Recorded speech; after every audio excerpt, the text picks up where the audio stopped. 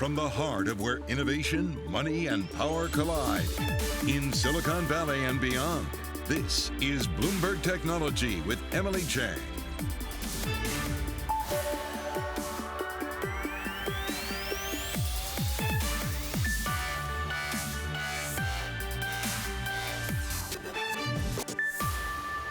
I'm Emily Chang in San Francisco, and this is Bloomberg Technology. Coming up in the next hour, doubling down on vaccination mandates. President Biden will hold a news conference to unveil new plans to require vaccines for 4 million federal workers, 17 million healthcare workers, and private companies with more than 100 employees. We will bring you that live when it happens.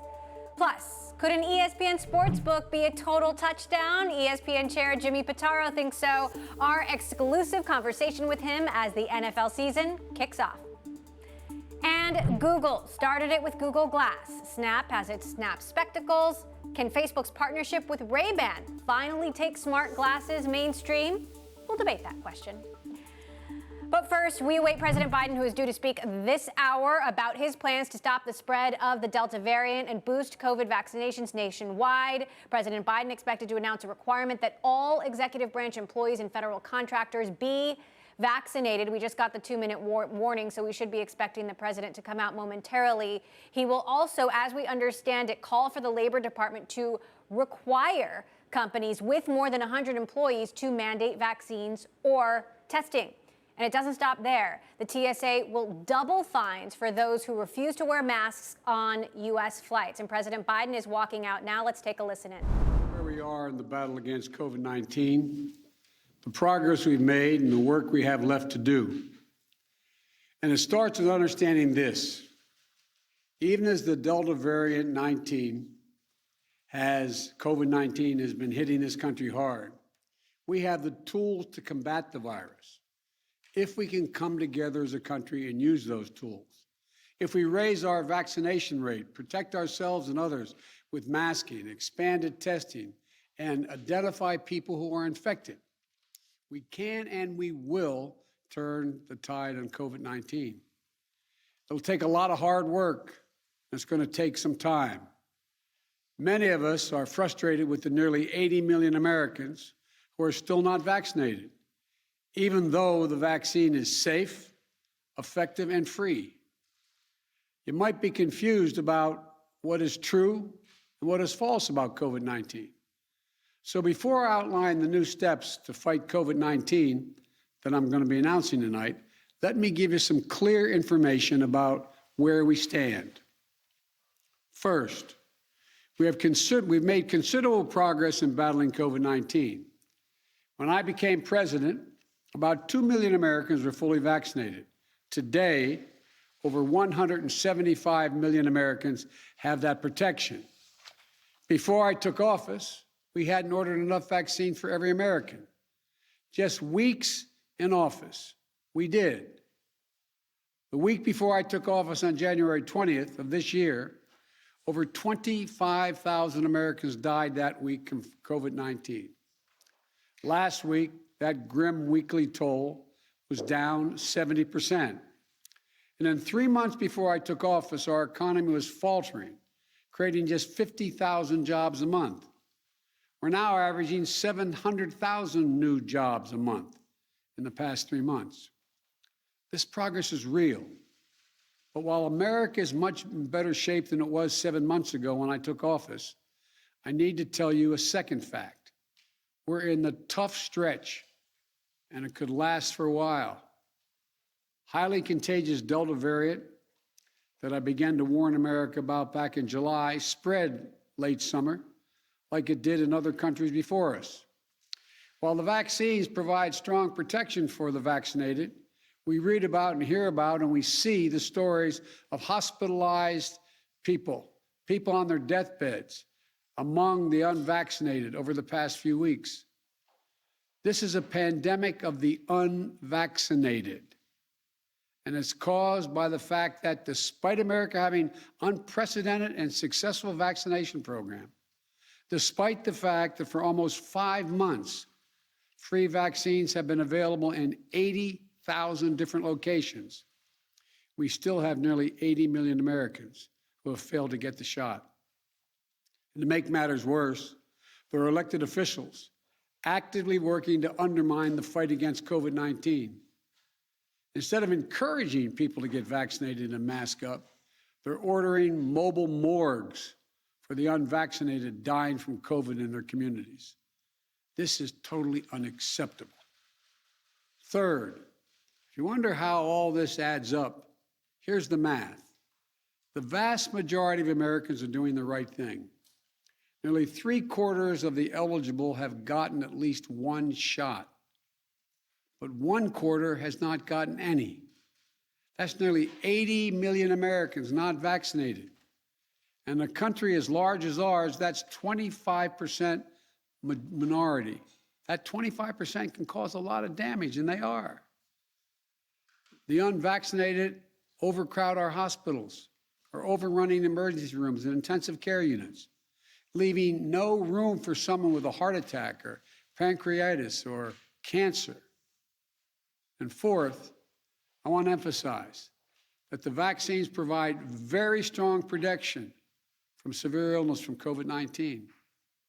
I know there's a lot of confusion and misinformation, but the world's leading scientists confirm that if you are fully vaccinated, your risk of severe illness from COVID-19 is very low. In fact, based on available data from the summer, only 1 out of every 160,000 fully vaccinated Americans was hospitalized for COVID per day. These are the facts. So here's where we stand. The path ahead, even with the Delta variant, is not nearly as bad as last winter. But what makes it incredibly more frustrating is that we have the tools to combat COVID-19, and a distinct minority of Americans, supported by a distinct minority of elected officials, are keeping us from turning the corner. These pandemic politics, as I refer to, are making people sick, causing unvaccinated people to die. We cannot allow these actions to stand in the way of protecting the large majority of Americans who have done their part and want to get back to life as normal. As your president, I'm announcing tonight a new plan to require more Americans to be vaccinated to combat those blocking public health. My plan also increases testing, protects our economy, and will make our kids safer in schools. It consists of 6 broad areas of action and many specific measures in each of those actions that you can read more about in whitehouse.gov. Whitehouse.gov.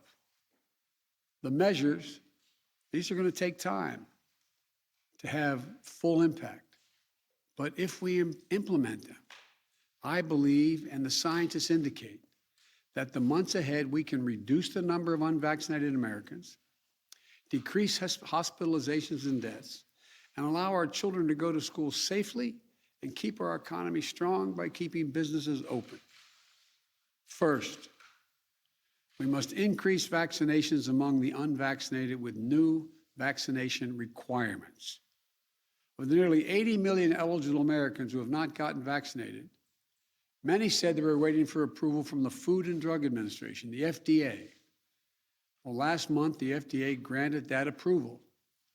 So the time for waiting is over. This summer, we made progress through the combination of vaccine requirements and incentives, as well as the FDA approval. 4 million more people got their first shot in August than they did in July. But we need to do more. This is not about freedom or personal choice. It's about protecting yourself and those around you, the people you work with, the people you care about, the people you love. My job as president is to protect all Americans. So tonight, I'm announcing that the Department of Labor is developing an emergency rule to require all employers with 100 or more employees that together employ over 80 million workers to ensure their workforces are fully vaccinated or show a negative test at least once a week. Some of the biggest companies are already requiring this. United Airlines, Disney, Tyson's Food, and even Fox News. The bottom line, we're going to protect vaccinated workers from unvaccinated coworkers. We're going to reduce the spread of COVID-19 by increasing the share of the workforce that is vaccinated in businesses all across America. My plan will extend the vaccination requirements that I previously issued in the healthcare field. Already, I've announced we'll be requiring vaccinations of all nursing home workers who treat patients on Medicare and Medicaid because I have that federal authority. Tonight, I'm using that same authority to expand that to cover those who work in hospitals, home health care facilities, or other medical facilities, a total of 17 million healthcare workers. If you're seeking care at a health facility, you should be able to know that the people treating you are vaccinated. Simple, straightforward, period. Next, I will sign an executive order that will now require all executive branch federal employees to be vaccinated, all.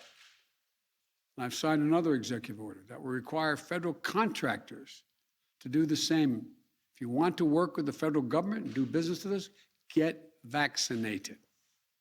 If you want to do business with the federal government, vaccinate your workforce. And tonight, I'm removing one of the last remaining obstacles that make it difficult for you to get vaccinated. The Department of Labor will require employers with 100 or more workers to give those workers paid time off to get vaccinated. No one should lose pay in order to get vaccinated or take a loved one to get vaccinated. Today, in total, the vaccine requirements in my plan will affect about 100 million Americans, 2/3 of all workers. And for other sectors, I issue this appeal to those of you running large entertainment venues, from sports arenas to concert venues to movie theaters. Please require folks to get vaccinated or show a negative test as a condition of entry. And to the nation's family physicians, pediatricians, GPs, general practitioners, you're the most trusted medical voice to your patients. You may be the one person who can get someone to change their mind about being vaccinated. Tonight, I'm asking each of you to reach out to your unvaccinated patients over the next 2 weeks and make a personal appeal to them to get the shot. America needs your personal involvement in this critical effort. My message to unvaccinated Americans is this: what more is there to wait for? What more do you need to see? We've made vaccinations free, safe, and convenient. The vaccine has FDA approval. Over 200 million Americans have gotten at least one shot. We've been patient, but our patience is wearing thin, and your refusal has cost all of us. So please do the right thing. But just don't take it from me. Listen to the voices of unvaccinated Americans who are lying in hospital beds, taking their final breath saying, if only I'd gotten vaccinated. If only. It's a tragedy. Please don't let it become yours. The second piece of my plan is continuing to protect the vaccinated. For the vast majority of you who have gotten vaccinated, I understand your anger at those who haven't gotten vaccinated. I understand the anxiety about getting a breakthrough case.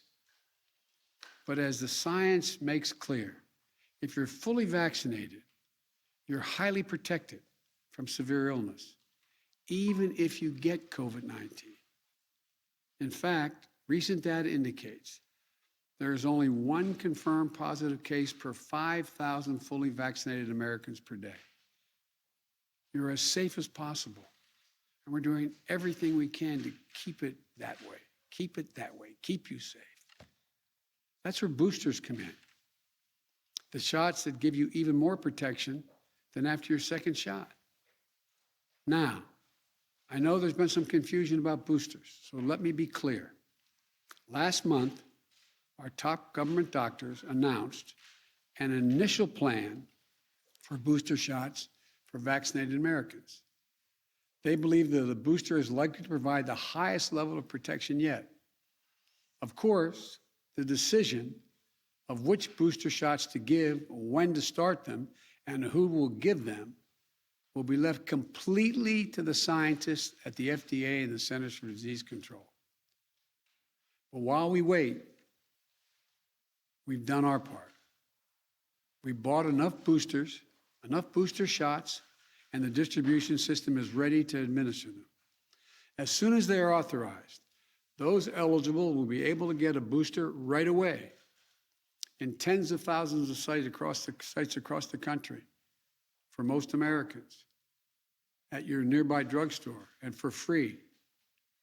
The third piece of my plan is keeping, and maybe the most important, is keeping our children safe and our schools open. For any parent, it doesn't matter how low the risk of any illness or accident is when it comes to your child or grandchild. Trust me, I know. So, let me speak to you directly. Let me speak to you directly to help ease some of your worries. It comes down to two separate categories. Children ages 12 and older who are eligible for a vaccine now, and children ages 11 and under who are not yet eligible. The safest thing for your child, 12 and older, is to get them vaccinated. They get vaccinated for a lot of things. That's it, get them vaccinated. As with adults, almost all the serious COVID-19 cases we're seeing among adolescents are in unvaccinated 12 to 17-year-olds, an age group that lags behind in vaccination rates. So parents, please get your teenager vaccinated. What about children under the age of 12 who can't get vaccinated yet? Well, the best way for a parent to protect their child under the age of 12 starts at home. Every parent, every teen sibling, every caregiver around them should be vaccinated. Children have 4 times higher chance of getting hospitalized if they live in a state with low vaccination rates rather than states with high vaccination rates. Now, if you're a parent of a young child, you're wondering, when will it be the vaccine available for them? I strongly support independent scientific review for vaccine uses for children under 12. We can't take shortcuts with that scientific work. But I've made it clear I will do everything within my power to support the FDA with any resource it needs to continue to do this as safely and as quickly as possible. And our nation's top doctors are committed to keeping the public at large updated on the process so parents can plan. Now to the schools. We know that if schools follow the science and implement the safety measures like testing, masking, adequate ventilation systems, which we provided the money for, social distancing, and vaccinations, then children can be safe from COVID-19 in schools. Today, about 90% of school staffs and teachers are vaccinated. We should get that to 100%. My administration has already acquired teachers at the schools run by the Defense Department, because I have the authority as president of the federal system, the Defense Department and the Interior Department, to get vaccinated. That's authority I possess. Tonight, I'm announcing that will require all of nearly 300,000 educators in the federal paid program, Head Start programs, must be vaccinated as well to protect your youngest, our youngest, most precious Americans, and give parents the comfort. And tonight, I'm calling on all governors to require vaccination for all teachers and staff. Some already have done so. We need more to step up.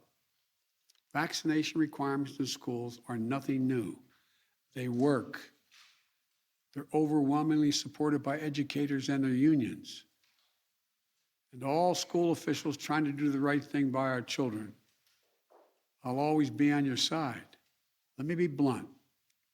My plan also takes on elected officials in states that are undermining you and these life-saving actions. Right now, local school officials are trying to keep children safe in a pandemic while their governor picks a fight with them and even threatens their salaries or their jobs. Talk about bullying in schools. If they'll not help, if these governors won't help us beat the pandemic, I'll use my power as president to get them out of the way. The Department of Education has already begun to take legal action against states undermining protection that local school officials have ordered. Any teacher or school official whose pay is withheld for doing the right thing, we will have that pay restored by the federal government 100%.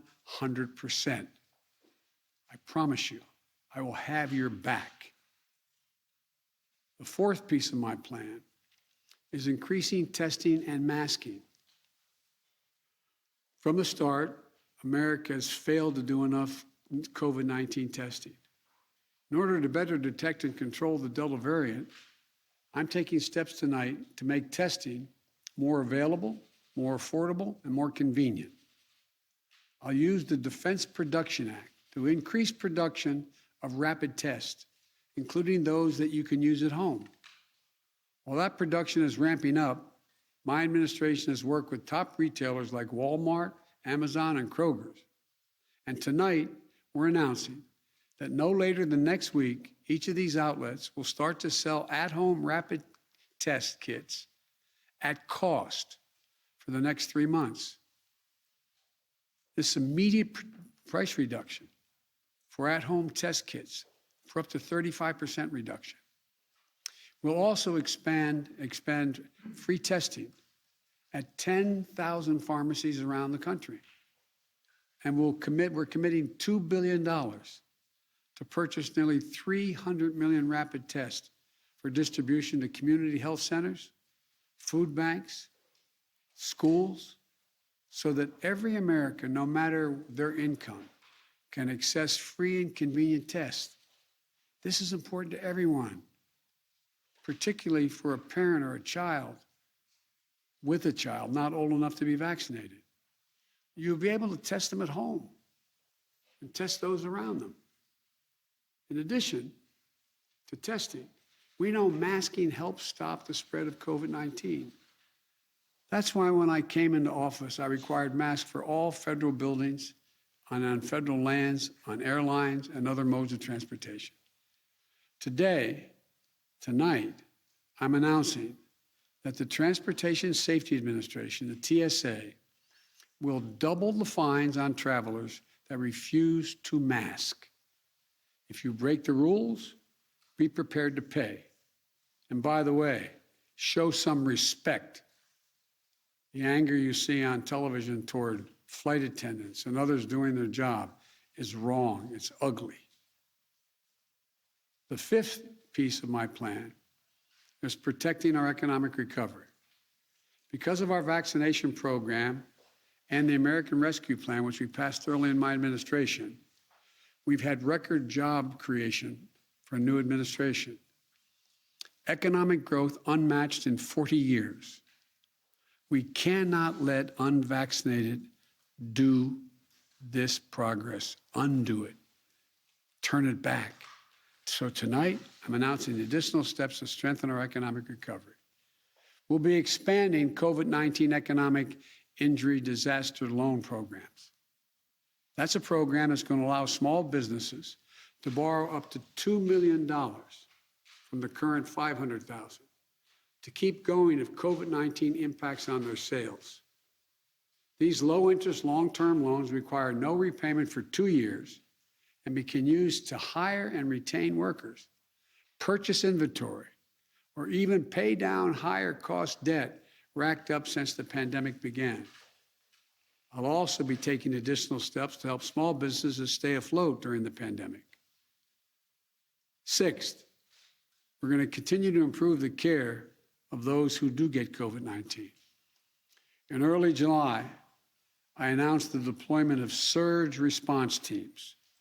These are teams comprised of experts from the Department of Health and Human Services, the CDC, the Defense Department, and the Federal Emergency Management Agency, FEMA, to areas in the country that need help to stem the spread of COVID-19. Since then, the federal government has deployed nearly 1,000 staff, including doctors, nurses, paramedics, into 18 states. Today, I'm announcing that the Defense Department will double the number of military health teams that they'll deploy to help their fellow Americans in hospitals around the country. Additionally, we're increasing the availability of new medicines recommended by real doctors, not conspiracy theorists. The monoclonal antibody treatments have been shown to reduce the risk of hospitalization by up to 70% for unvaccinated people at risk of developing severe disease.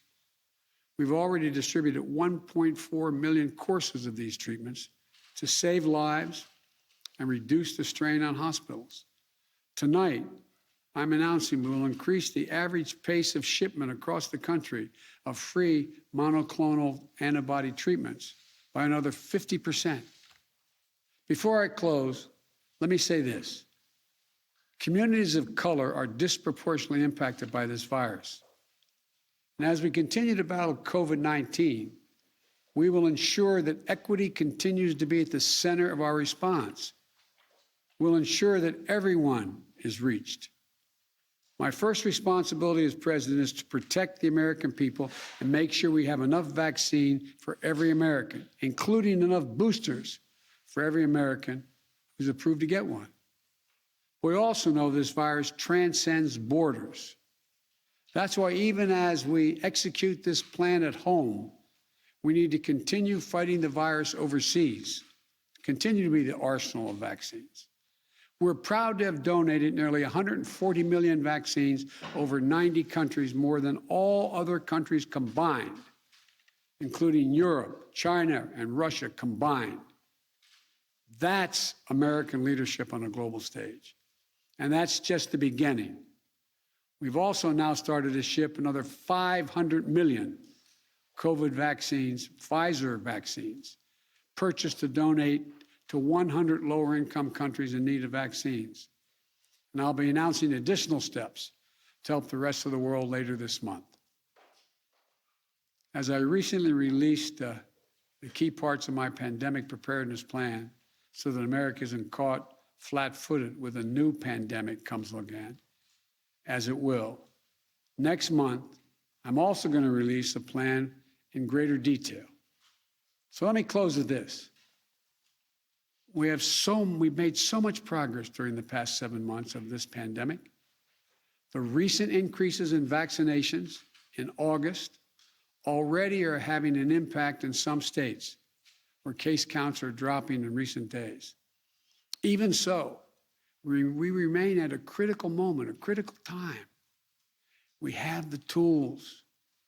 Now we just have to finish the job with truth, with science, with confidence, and together as one nation. Look, we're the United States of America. There's nothing, not a single thing we're unable to do if we do it together. So let's stay together. God bless you all and all those who continue to serve on the front lines of this pandemic.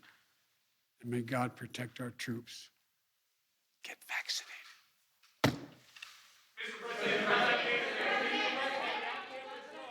President Biden, they're laying out new rules to get more people vaccinated across the country. The administration will now require that 17 million healthcare workers be vaccinated, that all employees of the executive branch and federal contractors be vaccinated. Biden also calling for new rules on private companies to get their workers vaccinated, companies with 100 employees or more. There will be cash fines for those who refuse. The president pointedly saying many companies, even Fox News, require vaccination. I want to bring in our Bloomberg News political director, Jody Schneider, and in our San Francisco bureau, we've got our bureau chief, Kara Wetzel, who's been covering the corporate return to office policies. Jody, a number of other things here. The U.S. spending $2 billion on additional COVID testing, invoking the Defense Production Act to boost production, the TSA doubling fines for not wearing a mask on airplanes. What is the significance here of President Biden stepping up this pressure? Yeah, Emily, there's a lot in there. Six very large buckets, if you will, of requirements. But basically, the president is trying to come up with a new front, to really establish a new front in the war against COVID. He came into office saying that's what he was going to do in January. He toughened up all kinds of, as much as he could, mask requirements, changed the conversation around COVID, got that vaccination program started. And in June, we were starting to really see cases maybe only in the tens of thousands a day. But then that Delta variant basically got ahead of the vaccinations. And now the other day, Wednesday, we saw 176,000 new cases. It is largely, as he says, among the unvaccinated who are getting COVID, and certainly who are getting cases that are tough enough for them to be hospitalized. But he really politically needed to kind of try to change this conversation again to we are getting ahead of this. And the way he's going to do that is to require as much as he can, mandate wherever he can, vaccination and testing. 80 million Americans still unvaccinated, he said. He said they're blatantly blocking public health and made that direct tie to the economy, that this is an effort to keep businesses open. I mean, Kara, we've seen many companies take the lead on vaccination mandates or at least disclosing vaccinations, but certainly most companies not taking it this far. What do you expect the reaction from companies and from Silicon Valley to be? Yeah, this is pretty sweeping.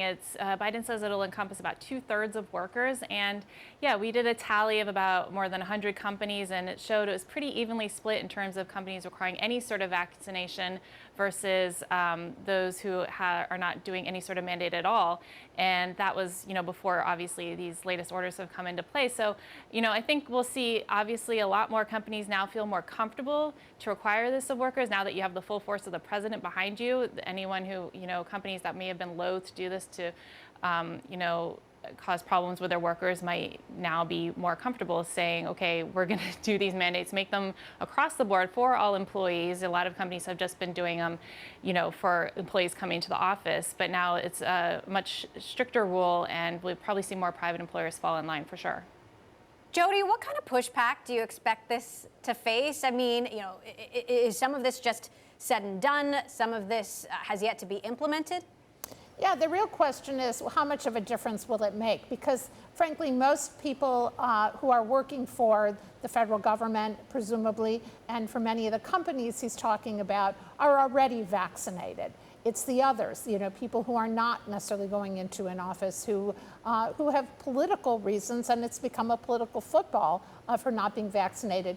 And in parts of the country where, perhaps this is just not viewed as being something that's worth doing. So I think, again, how much of a difference this will make, I'm not sure in terms of actual numbers, but the real issue for the president is he politically wanted to get ahead of this again, to say, I am recommitting to trying to get rid of or to really manage COVID cases. Because again, in late June, early July, remember July 4th, he was having a freedom event, freedom from COVID, taking off those masks. We're in a much different situation now, and politically, he needs to get ahead of this. President Biden saying we're in for a tough stretch ahead that could last a while. There is still so much uncertainty, so much more uncertainty than many of us expected at this time. Kara, the CEO of Microsoft, said earlier today, Microsoft can't even give a potential return to work date. After setting so many dates and then getting those dates pushed back, they're not even going to set a date at this point. Do you think we're going to see that from more companies? I mean, I know Facebook, Amazon, Apple, Google have already pushed to January. Yes, we've seen a lot of companies push to January outside of tech. American Express came out today and said they're going to delay return to office to at least January. And yeah, I mean, we've been talking about return to office since last fall. There's been companies and there's been so many starts and stops. And I think at this point, it's becoming clear the virus is going to be with us for a long time. It's something, there's never going to be a clear starting point of getting people back. So, at this point, companies like Microsoft are saying, okay, we can't give you a firm date, and rather than just keep stopping and starting and giving you dates and making plans and then going back on it, it's better to just kind of see where the trajectory of this goes and give you enough time to come back when it looks like, hopefully we are coming to the tail end of this, and it's all safe. So yes, that's what part of the reason also companies are just delaying till January, because that just gives a much longer window of time. And you're seeing a real stark divide in between companies just pushing things back versus those who are getting back now. When it comes to boosters, the president punted that to the CDC, and the FDA acknowledged that there has been some confusion around that. Jody, what's next here? You know, what does tomorrow bring in Washington? Yeah, I mean, I think the boosters are coming. He needs that approval from the health agencies, but it looks like that's going to happen. And I think the president now, he's laid out this plan, and I think we're going to see, you know, these pieces implemented. That labor rule needs to take effect for those companies with 100 or more employees to require those vaccinations or testing. I think the testing is going to increase significantly under this. We'll see that. So again, the president, you know, starting another front in this war, and I think you're going to see these pieces rolled out bit by bit. All right, Bloomberg's Jody Schneider, Kara Wetzel, thank you so much for your insight there. Of course, an evolving story we're going to continue to follow. Coming up, closing the gender gap in technology. We're going to speak to the founder of Girls Who Code, Reshma Saujani, about how she and her organization are helping the gaming industry tackle sexism and fighting for working moms. This is Bloomberg.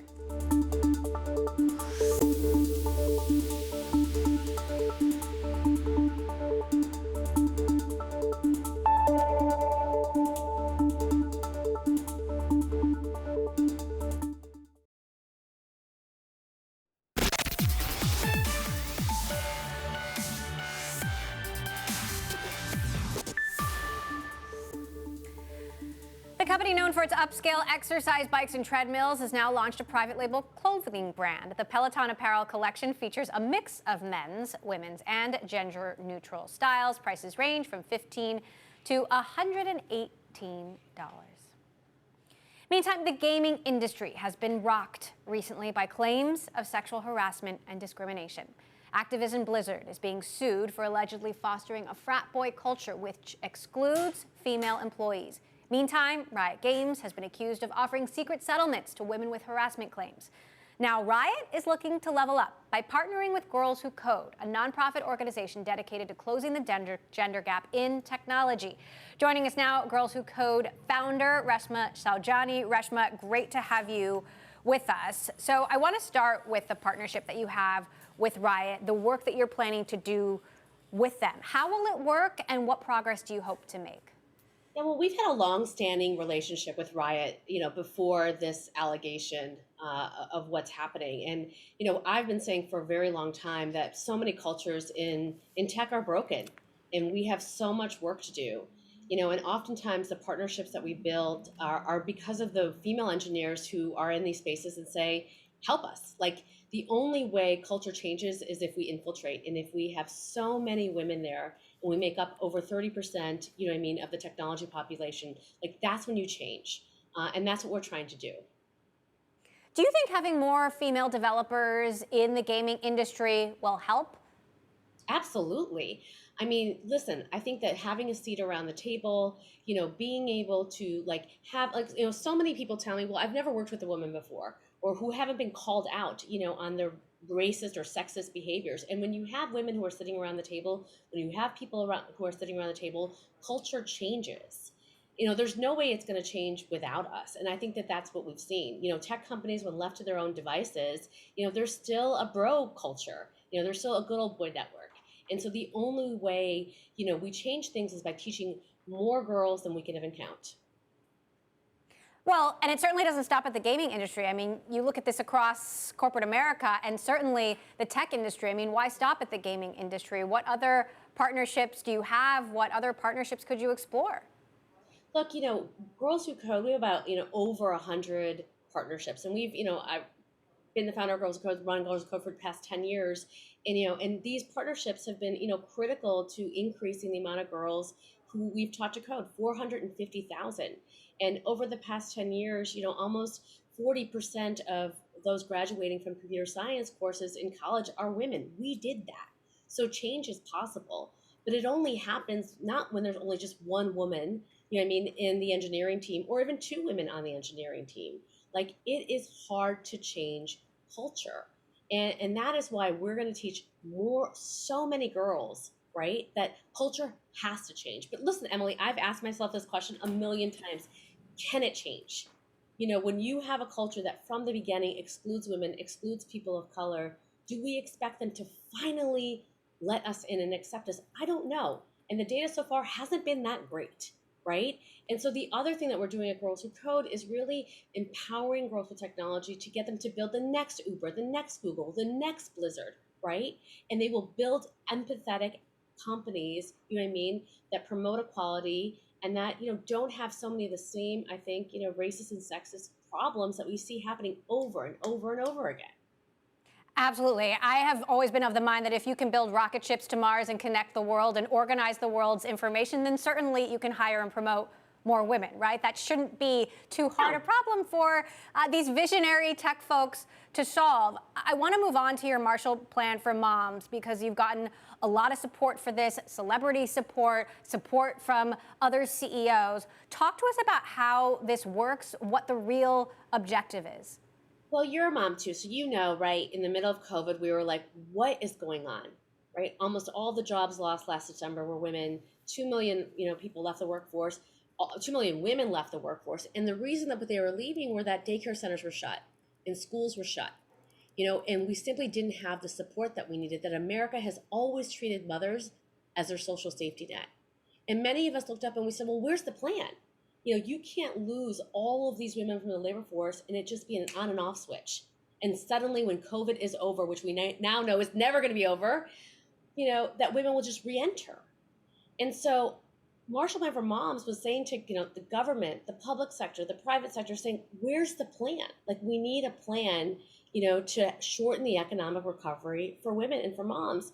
And, you know, almost more than a year and a half, almost 2 years later, you know, you look at the August jobs report and only 11% of the new jobs were women.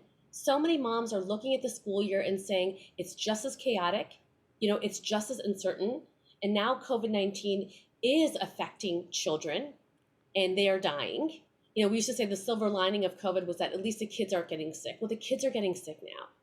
And many companies, as I just heard your segment before this, are just saying, well, come back to work, return back to normal. You know, Congress still has not passed a bill, you know, to make childcare affordable, to get paid leave passed. Nothing has changed. Even though we've had the largest exodus of women in the history of our nation. And so we're fed up. And so the Marshall Plan for Moms is a movement to channel that anger and that rage into hope and into change. You've been lobbying the White House on this Marshall Plan for Moms. What kind of support are you getting there? What meaningful action would you like to see? You know, we've had a couple of bills introduced in Congress for the Marshall Plan for Moms and a handful of bills introduced in states, but I want a task force. I know we think that task force are just, I want recognition. You know, I want somebody in the government who has KPIs and who said, okay, women's labor market participation is back where it was in 1989. How do I get it back to 51%? And every day, how do I measure my progress? What are the levers that I'm pushing? Okay, I'm making childcare affordable. Okay, I'm passing paid leave. Okay, I'm retraining women who've lost their jobs through automation. I want to see a plan, and I want to see someone in charge. I want a woman's job czar in the White House who is there every single day making sure that they don't turn our backs to us. And I want, you know, Republicans and Democrats who have stood in the way of this bill being passed, you know, to be held accountable. Listen, suburban moms in general, we're going to vote with our feet. And 2022, for anybody who is not on the side of moms, it's going to be a bloodbath for them. I promise you that. Mom to mom, I'm on the side of moms. Girls Who Code founder Reshma Shaujani, thanks so much for joining us to update us on your efforts. We'll be following that story.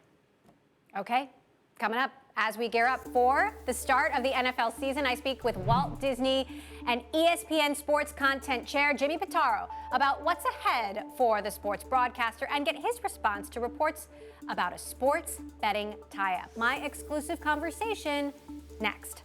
And shares in content sharing platform Box ending the day lower. Efforts by hedge fund Starboard Value to revamp the tech company's board fell short, with shareholders electing 3 incumbent directors instead of the activist investors' nominees. A victory for CEO Aaron Levy. Starboard has been locked in a months-long battle with Box, arguing that it's underperforming peers and has made a series of questionable decisions. In a statement, Box said it's committed to delivering significant value to shareholders. This is Bloomberg.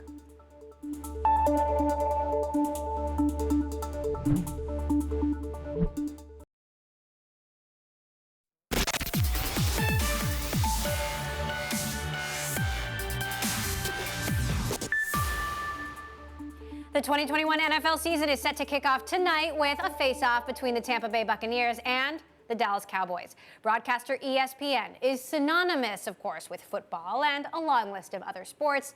I spoke exclusively with the chairman of ESPN and sports coverage at Disney, Jimmy Pitaro, about the season ahead, sports betting, and much more. The megacast is really something that's incredibly important to us. We've had a lot of success with it, but out of the gate, we're coming out pretty strong here. We have Ravens, Raiders, and it will be Las Vegas's first NFL regular season game with fans in the stadium. But yeah, as a part of that, we'll have multiple broadcasts. The main telecast on ESPN with a simulcast on ABC. We'll have a Spanish language version on Deportes. As you mentioned, we will have Monday Night Football with Peyton and Eli Manning. That debuts on ESPN2 and ESPN Plus. And then we will also carry a betting-themed broadcast that we're calling Between the Lines on ESPN Plus. So pretty nice suite of offerings here. We're going to talk a little bit more about betting in a moment, but first, you've been out there busy this year, striking deals, locking up a string of new rights agreements with not just the NFL, but MLB, NHL, SEC, Wimbledon, PGA, La Liga. What does all of this add up to in terms of strategy for ESPN ahead? Yeah, look, our mission is to serve the sports fan anytime, anywhere, and each of those deals that you just mentioned are an important component. But this has been a busy 18-month period, maybe our busiest period ever in terms of rights acquisitions. And we're pretty proud of what we've accomplished here in terms of these acquisitions. And it really is representative of years of strategic planning at ESPN, going back to 3 years ago, where the senior leadership team and I got together at an offsite up on a whiteboard and really started to map out the future. We knew what was coming up and started to look at what it was that we were going to go after.